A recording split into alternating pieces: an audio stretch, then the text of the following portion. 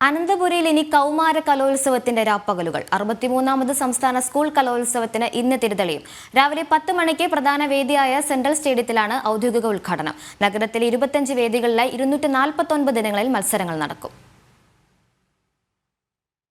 63ാമത് സംസ്ഥാന സ്കൂൾ കലോത്സവത്തിന് തിരിതെളിയാൻ കാത്തിരിക്കുകയാണ് അനന്തപുരി.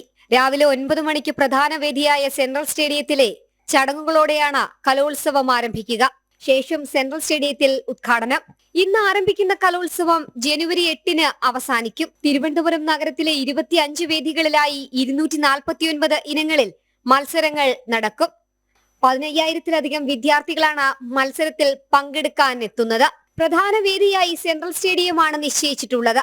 30 ഗ്രീൻ റൂം, 40ഓളം ശുചിമുറികൾ, ഫിൽറ്റർ ചെയ്ത ശുദ്ധജലം ലഭിക്കുന്ന പൈപ്പ് കണക്ഷനുകൾ അടക്കം അടിസ്ഥാന സൗകര്യങ്ങൾ ഒരുക്കിയിട്ടുള്ള തിരുവനന്തപുരം സെൻട്രൽ സ്റ്റേഡിയമാണ് പ്രധാന വേദി.